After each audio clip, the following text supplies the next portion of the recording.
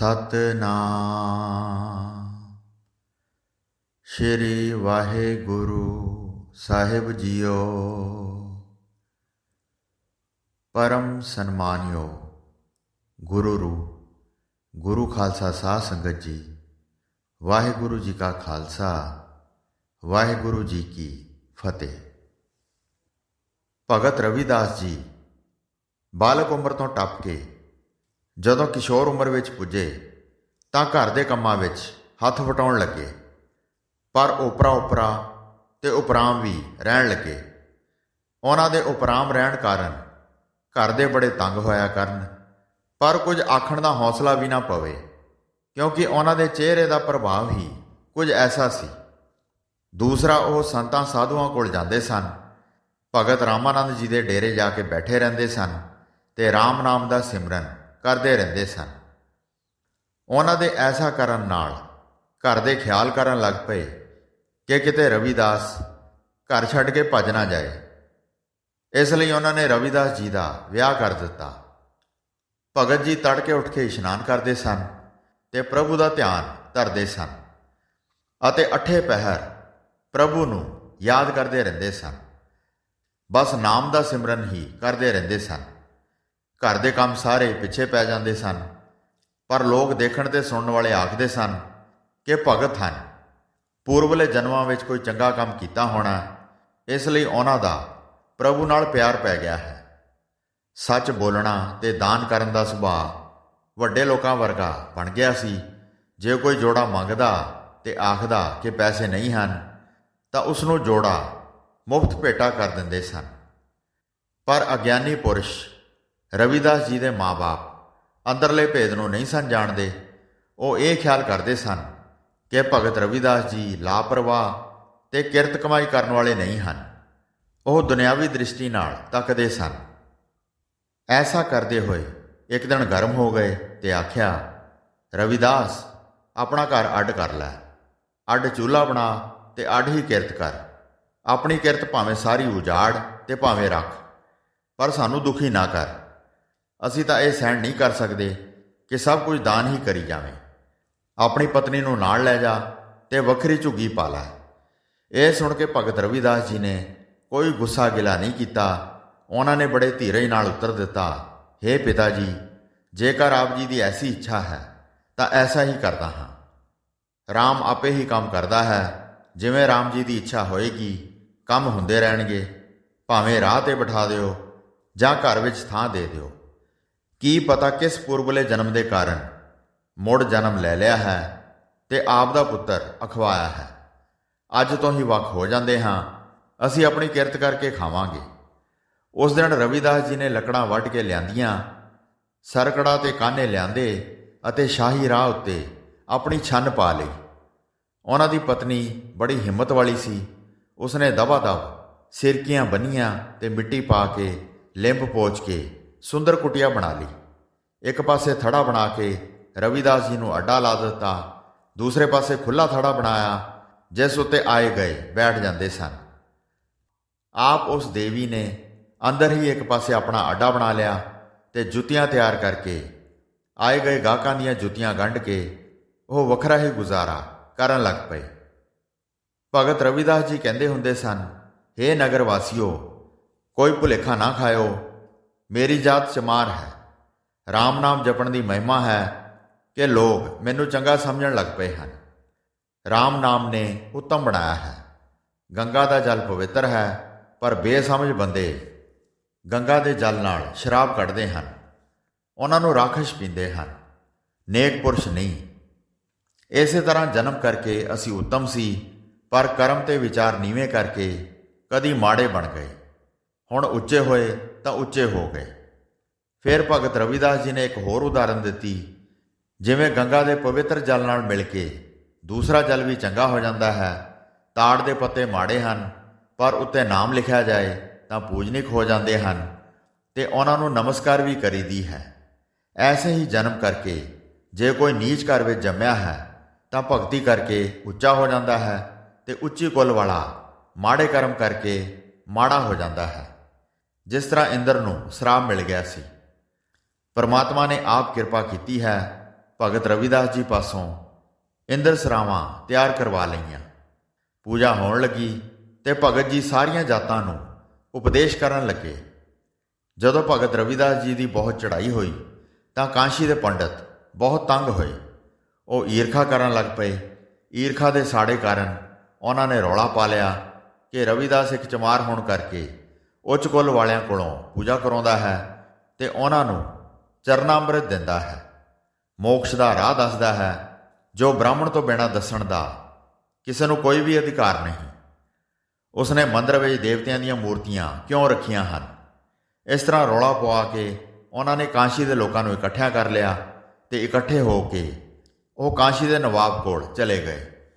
ਉਹਨਾਂ ਨੇ ਮਨੂ ਮਿਸਤਰੀ ਦਾ ਆਸਰਾ ਲਿਆ ਤੇ ਨਵਾਬ ਨੂੰ ਆਖਿਆ, ਸ਼ੂਦਰ ਦੇਵਤਿਆਂ ਦੀ ਪੂਜਾ ਨਹੀਂ ਕਰ ਸਕਦਾ, ਦੇਵ ਦਰਸ਼ਨ ਵੀ ਨਹੀਂ ਕਰ ਸਕਦਾ, ਹਨੇਰ ਹੈ, ਧਰਮ ਭ੍ਰਿਸ਼ਟ ਹੁੰਦਾ ਹੈ। ਪੰਡਤਾਂ ਦਾ ਇਹ ਰੌਲਾ ਸੁਣ ਕੇ ਨਵਾਬ ਬੜਾ ਹੈਰਾਨ ਹੋਇਆ। ਉਹ ਨੇਕ ਪੁਰਸ਼ ਸੀ, ਕਿਸੇ ਸੰਗਤ ਨੂੰ ਕੁਝ ਨਹੀਂ ਸੀ ਆਖਣਾ ਚਾਹੁੰਦਾ। ਉਸਨੇ ਪੰਡਤਾਂ ਨੂੰ ਹੌਸਲਾ ਦਿੱਤਾ ਤੇ ਕਿਹਾ, ਰਵਿਦਾਸ ਨੂੰ ਸੱਦ ਕੇ ਮੈਂ ਫੈਸਲਾ ਕਰਾਂਗਾ, ਤੁਸੀਂ ਘਬਰਾਓ ਨਾ, ਗੁੱਸੇ ਵਿੱਚ ਨਾ ਆਓ। ਉਹ ਵੀ ਸੁਣਿਆ ਹੈ ਕਿ ਉਹ ਭਗਵਾਨ ਦਾ ਭਗਤ ਹੈ। ਪਰਮਾਤਮਾ ਦੀ ਮਿਹਰ ਹਰ ਇੱਕ ਤੇ ਹੋ ਸਕਦੀ ਹੈ। ਨਾਲੇ ਜਿੰਨਾ ਚਿਰ ਰਵਿਦਾਸ ਨੂੰ ਕੋਲ ਨਾ ਸੱਦੀਏ ਓਨਾ ਚਿਰ ਇਨਸਾਫ ਨਹੀਂ ਹੋ ਸਕਦਾ। ਉਸ ਵੇਲੇ ਬੰਦਾ ਭੇਜ ਕੇ ਭਗਤ ਰਵਿਦਾਸ ਜੀ ਨੂੰ ਸੱਦਿਆ ਗਿਆ। ਉਹ ਖੁਸ਼ੀ-ਖੁਸ਼ੀ ਆਏ। ਉਹ ਕਿਸੇ ਕੋਲੋਂ ਡਰਦੇ ਨਹੀਂ ਸਨ। ਉਹ ਤਾਂ ਪਰਮੇਸ਼ਰ ਦੇ ਭਗਤ ਸਨ। ਨਵਾਬ ਬੜਾ ਸਿਆਣਾ ਤੇ ਇਨਸਾਫ ਕਰਨ ਵਾਲਾ ਬੰਦਾ ਸੀ। ਉਹ ਮੁਸਲਮਾਨ ਸੀ ਤੇ ਬੁੱਤ ਪੂਜਾ ਦੇ ਵਿਰੁੱਧ ਸੀ। ਬੁੱਤਾਂ ਨੂੰ ਨਿਰਜੀਵ ਪੱਥਰ ਦੀਆਂ ਮੂਰਤੀਆਂ ਜਾਣਦਾ ਸੀ। ਉਸਨੇ ਅਨੋਖਾ ਹੀ ਸਵਾਲ ਦੋਹਾਂ ਅੱਗੇ ਰੱਖਿਆ ਤੇ ਭਗਤ ਰਵਿਦਾਸ ਜੀ ਨੂੰ ਸੰਬੋਧਨ ਕਰਕੇ ਆਖਿਆ, ਭਗਤ ਜੀ, ਇਹ ਪੰਡਤ ਆਏ ਹਨ। ਇਹਨਾਂ ਦਾ ਇਹ ਦਾਅਵਾ ਹੈ ਕਿ ਤੁਸੀਂ ਸ਼ੂਦਰ ਹੋ ਤੇ ਤੁਹਾਨੂੰ ਦੇਵ ਮੂਰਤੀ ਪੂਜਣ ਦਾ ਕੋਈ ਹੱਕ ਨਹੀਂ। ਤੁਸੀਂ ਮੰਦਰ ਵਿੱਚ ਦੇਵਤਿਆਂ ਦੀਆਂ ਮੂਰਤੀਆਂ ਰੱਖ ਲਈਆਂ ਹਨ। ਮੈਨੂੰ ਤਾਂ ਕੋਈ ਸਮਝ ਨਹੀਂ ਲੱਗੀ ਕਿ ਕੀ ਕਰੀਏ। ਸੋ ਇੱਕ ਵਿਉਂਤ ਹੈ ਕਿ ਗੰਗਾ ਦੇ ਪਾਰਲੇ ਪਾਸੇ ਦੇਵਤਿਆਂ ਦੇ ਬੁੱਤ ਚੁੱਕ ਕੇ ਰੱਖ ਦਿੰਦੇ ਹਾਂ। ਤੁਸੀਂ ਪ੍ਰੇਮਾ ਭਗਤੀ ਨਾਲ ਉਹਨਾਂ ਨੂੰ ਆਪਣੇ ਕੋਲ ਸੱਦਣਾ ਹੈ। ਜਿਸ ਦੇ ਸੱਦੇ ਉਹ ਆ ਗਏ ਉਸ ਨੂੰ ਪੂਜਾ ਦਾ ਹੱਕ ਹੋਏਗਾ, ਜਿਸ ਦੇ ਸੱਦੇ ਨਾ ਆਉਣ ਉਸ ਨੂੰ ਹੱਕ ਨਹੀਂ ਹੋਏਗਾ।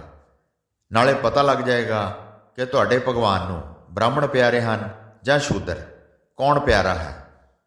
ਕੀ ਤੁਹਾਨੂੰ ਇਹ ਫੈਸਲਾ ਪ੍ਰਵਾਨ ਹੈ? ਭਗਤ ਰਵਿਦਾਸ ਜੀ ਨੇ ਬਚਨ ਕੀਤਾ, ਮੈਨੂੰ ਤਾਂ ਇਹ ਫੈਸਲਾ ਪ੍ਰਵਾਨ ਹੈ। ਜਿਵੇਂ ਇੱਛਾ ਕਰੋ। ਮੇਰਾ ਰਾਮ ਹਰ ਥਾਂ ਹੈ। ਹਰ ਵਸਤੂ ਵਿੱਚ, ਹਰ ਬੁੱਤ ਵਿੱਚ ਰਾਮ ਨੂੰ ਸਾਰੇ ਪਿਆਰੇ ਹਨ। ਇਹਨਾਂ ਦਾ ਝਗੜਾ ਐਵੇਂ ਹੀ ਹੈ। ਫਿਰ ਨਵਾਬ ਨੇ ਪੰਡਤਾਂ ਨੂੰ ਪੁੱਛਿਆ। ਉਹਨਾਂ ਨੇ ਤਾਂ ਲਲਕਾਰੇ ਮਾਰ ਕੇ ਆਖ ਦਿੱਤਾ, ਸਾਨੂੰ ਮਨਜ਼ੂਰ ਹੈ, ਅਸੀਂ ਆਪਣੇ ਦੇਵਤਿਆਂ ਨੂੰ ਸੱਦਾਂਗੇ। ਦੇਵਤੇ ਸਾਡੇ ਹਨ। ਇਸ ਪ੍ਰਕਾਰ ਪੰਡਤਾਂ ਨੂੰ ਹੰਕਾਰ ਸੀ। ਉਹ ਹਉਮੈ ਵਿੱਚ ਘਿਰੇ ਹੋਏ ਦੀਵਾਨੇ ਫਿਰਦੇ ਸਨ। ਇਸ ਵਾਸਤੇ ਵੀ ਕਿ ਉਹਨਾਂ ਨੂੰ ਵਿੱਦਿਆ ਦਾ ਮਾਣ ਸੀ, ਜੰਤਰ ਮੰਤਰ ਜਾਣਦੇ ਸਨ। ਇਸ ਲਈ ਉਹ ਮੰਨ ਗਏ। ਨਵਾਬ ਦੀ ਇੱਛਾ ਤਮਾਸ਼ਾ ਦੇਖਣ ਦੀ ਸੀ।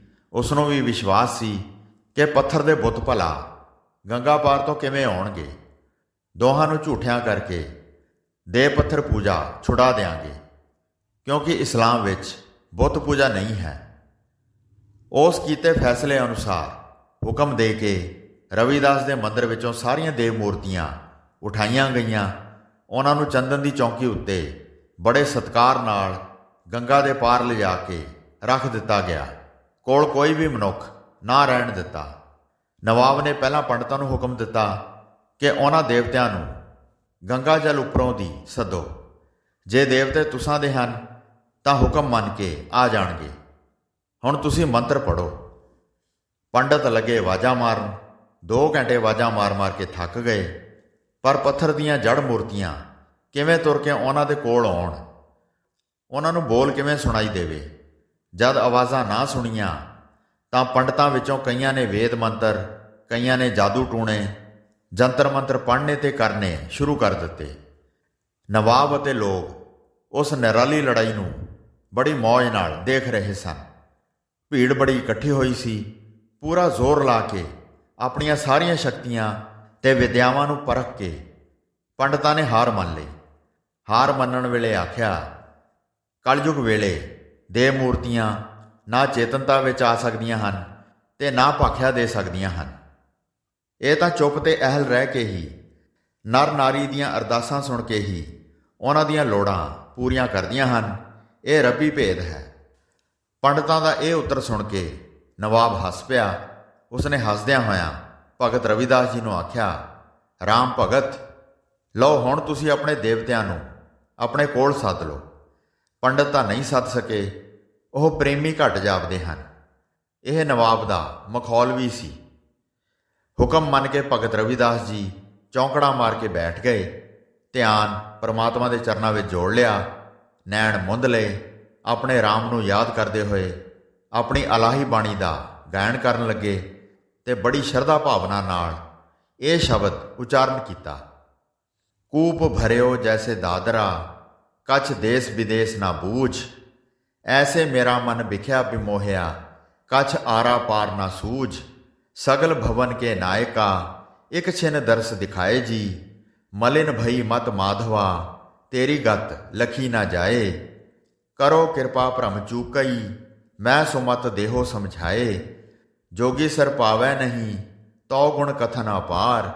ਪ੍ਰੇਮ ਭਗਤ ਕੈ ਕਾਰਨੈ, ਕਹੋ ਰਵਿਦਾਸ ਚਮਾਰ। ਹੇ ਪਰਮਾਤਮਾ, ਮੈਂ ਉਸੇ ਤਰ੍ਹਾਂ ਅਣਜਾਣ ਹਾਂ ਜਿਵੇਂ ਖੂਹ ਵਿੱਚ ਬਹੁਤ ਸਾਰੇ ਡੱਡੂ ਹੁੰਦੇ ਹਨ, ਪਰ ਖੂਹ ਦੀ ਹੱਦ ਤੋਂ ਪਰੇ ਦਾ ਉਹਨਾਂ ਨੂੰ ਕੋਈ ਗਿਆਨ ਨਹੀਂ ਹੁੰਦਾ। ਇਸੇ ਤਰ੍ਹਾਂ ਮਨ ਵਿਸ਼ੇ ਵਿਕਾਰਾਂ ਦੇ ਜਾਲ ਵਿੱਚ ਘਿਰਿਆ ਹੋਇਆ ਹੈ। ਇਸ ਵਿੱਚੋਂ ਆਜ਼ਾਦੀ ਪ੍ਰਾਪਤ ਕਰਨ ਵਾਸਤੇ ਕੋਈ ਨੇੜ ਦਾ ਕਿਨਾਰਾ ਨਹੀਂ ਦਿਸਦਾ।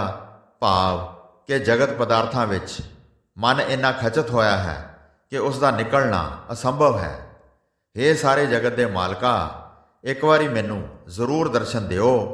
ਹੇ ਪ੍ਰਭੂ ਜੀ, ਮੇਰੀ ਮਤ ਮਲੀਨ ਹੈ, ਤੇਰਾ ਭੇਦ ਨਹੀਂ ਪਾ ਸਕਦਾ। ਮੇਰੇ ਤੇ ਮਿਹਰ ਕਰੋ ਤਾਂ ਕਿ ਮੇਰੇ ਭਰਮ ਦੂਰ ਹੋਣ ਤੇ ਸਮਝ ਪਵੇ। ਹੇ ਭਗਵਾਨ, ਹੇ ਪ੍ਰਭੂ, ਤੇਰੇ ਗੁਣਾਂ ਦਾ ਅੰਤ ਨਹੀਂ ਪਾ ਸਕਦਾ। ਬੜੇ ਵੱਡੇ ਜੋਗੀ ਤੇ ਮੁਨੀ ਵੀ ਤੇਰੀ ਗਤੀ ਨਹੀਂ ਜਾਣ ਸਕਦੇ, ਪਰ ਮੇਰੇ ਕੋਲ ਤਾਂ ਪ੍ਰੇਮਾ ਭਗਤੀ ਤੋਂ ਬਿਨਾਂ ਕੁਝ ਨਹੀਂ। ਜਾਤ ਵੀ ਚਮਾਰ ਹੈ, ਮੈਂ ਤਾਂ ਪ੍ਰੇਮ ਦਾ ਵਾਸਤਾ ਪਾ ਕੇ ਹੀ ਆਖਦਾ ਹਾਂ। ਹੇ ਪ੍ਰਭੂ, ਆ ਤੇ ਦਰਸ਼ਨ ਦਿਖਾ। ਆਓ, ਮੇਰੇ ਕੋਲ ਆਓ। ਨਵਾਬ, ਕਾਜ਼ੀ, ਪੰਡਤਾਂ ਤੇ ਦਰਸ਼ਕਾਂ ਨੇ ਦੇਵਤਿਆਂ ਉੱਤੇ ਨਿਗਾਹ ਕੱਢੀ ਹੋਈ ਸੀ। ਉਹ ਕੌਤਕ ਦੇਖਣਾ ਚਾਹੁੰਦੇ ਸਨ। ਮੁਸਲਮਾਨ ਨਵਾਬ ਇੱਕ ਤੀਰ ਨਾਲ ਦੋ ਸ਼ਿਕਾਰ ਕਰਨਾ ਚਾਹੁੰਦਾ ਸੀ। ਇੱਕ ਦੋਹਾਂ ਧਿਰਾਂ ਦਾ ਨਿਆਏ, ਦੂਸਰਾ ਜੇ ਨਾ ਪੱਥਰ ਦੇ ਦੇਵਤੇ ਹਿੱਲੇ ਤਾਂ ਬ੍ਰਾਹਮਣਾਂ ਤੇ ਹਿੰਦੂਆਂ ਨੂੰ ਝੂਠਿਆਂ ਕਰੇਗਾ ਕਿ ਐਵੇਂ ਹੀ ਇਹ ਬੇਜਾਨ ਪੱਥਰਾਂ ਦੀ ਪੂਜਾ ਕਰਦੇ ਹਨ। ਇਹ ਤੁਹਾਡੀ ਕੋਈ ਸਹਾਇਤਾ ਨਹੀਂ ਕਰ ਸਕਦੇ। ਨਾਲ ਹੀ ਭਗਤ ਰਵਿਦਾਸ ਜੀ ਦੀ ਸ਼ੋਭਾ ਬਹੁਤ ਸੁਣੀ ਹੋਈ ਸੀ। ਅਨੇਕਾਂ ਕਰਾਮਾਤਾਂ ਦੀਆਂ ਸਾਖੀਆਂ ਭਗਤ ਰਵਿਦਾਸ ਦੇ ਸ਼ਰਧਾਲੂਆਂ ਨੇ ਪ੍ਰਚਲਿਤ ਕੀਤੀਆਂ ਹੋਈਆਂ ਸੀ। ਸਾਰੇ ਦੇਖ ਰਹੇ ਸਨ, ਬਹੁਤ ਧਿਆਨ ਨਾਲ ਦੇਖ ਰਹੇ ਸਨ। ਉਹ ਤਾਂ ਭਗਤ ਜੀ ਦੀ ਪ੍ਰੀਖਿਆ ਕਰ ਰਹੇ ਸੀ ਤੇ ਈਸ਼ਵਰ ਭਗਤੀ ਦਾ ਮਖੌਲ ਉਡਾ ਰਹੇ ਸੀ। ਸਾਰਾ ਸ਼ਹਿਰ ਹੀ ਗੰਗਾ ਕਿਨਾਰੇ ਢੁੱਕ ਪਿਆ ਸੀ। ਸਭ ਦੀਆਂ ਅੱਖਾਂ ਗੰਗਾ ਪਾਰ ਰੱਖੇ ਬੁੱਤਾਂ ਉੱਤੇ ਸਨ। ਕਈ ਦੇਖਣ ਵਾਸਤੇ ਬੇੜੀਆਂ ਅੱਗੇ ਲੈ ਗਏ ਸਨ। ਨਵਾਬ ਦੇ ਕੋਲ ਖਲੋਤੇ ਅਹਿਲਕਾਰ ਨੇ ਆਖਿਆ, ਨਵਾਬ ਸਾਹਿਬ, ਉਹ ਦੇਖੋ ਬੁੱਤ ਹਿੱਲ ਰਹੇ ਹਨ, ਦੇਖੋ, ਧਿਆਨ ਨਾਲ ਦੇਖੋ। ਜਦੋਂ ਨਵਾਬ ਨੇ ਉਧਰ ਧਿਆਨ ਕੀਤਾ, ਉਸਨੇ ਦੇਖਿਆ ਸੱਚੀ ਹੀ ਦੇਵਤੇ ਤੁਰ ਰਹੇ ਸਨ। ਉਹ ਤਾਂ ਚੌਂਕੀ ਸਮੇਤ ਆ ਰਹੇ ਸਨ। ਸਾਰੇ ਦੇਖ ਰਹੇ ਸਨ। ਉਸ ਵੇਲੇ ਸਾਰੇ ਕਾਂਸ਼ੀ ਦੇ ਮੰਦਰਾਂ ਦੇ ਟਲ ਆਪੇ ਹੀ ਖੜਕਣ ਲੱਗ ਪਏ। ਵਾਤਾਵਰਨ ਗੂੰਜ ਉੱਠਿਆ ਤੇ ਜੈ ਜੈਕਾਰ ਦੇ ਨਾਰੇ ਗੂੰਜਣ ਲੱਗੇ। ਪਰ ਪੰਡਤਾਂ ਨੂੰ ਭਾਜਣਾ ਪੈ ਗਈਆਂ। ਉਹ ਧਰਤੀ ਵਿੱਚ ਧੱਸਦੇ ਜਾਂਦੇ ਸਨ। ਉਹ ਝੂਠੇ ਪਖੰਡੀ ਨਿਕਲੇ। ਪਰ ਭਗਤ ਰਵਿਦਾਸ ਜੀ ਆਪਣੀ ਧੁਨ ਵਿੱਚ ਮਸਤ ਪਿਆਰ ਤੇ ਸ਼ਰਧਾ ਨਾਲ ਅੱਖਾਂ ਮੀਟ ਕੇ ਗਾਈ ਜਾ ਰਹੇ ਸਨ। ਉਹਨਾਂ ਨੇ ਦੂਸਰਾ ਸ਼ਬਦ ਵੀ ਉੱਥੇ ਉਚਾਰਨ ਕੀਤਾ, ਹਮ ਸਰ ਦੀਨ ਦਇਆਲ ਨਾ ਤੁਮ ਸਰ, ਅਬ ਪਤਿਆਰ ਕਿਆ ਕੀਜੈ। ਬਚਨੀ ਤੋਰ ਮੋਰ ਮਨ ਮਾਨੈ, ਜਨ ਕੋ ਪੂਰਨ ਦੀਜੈ।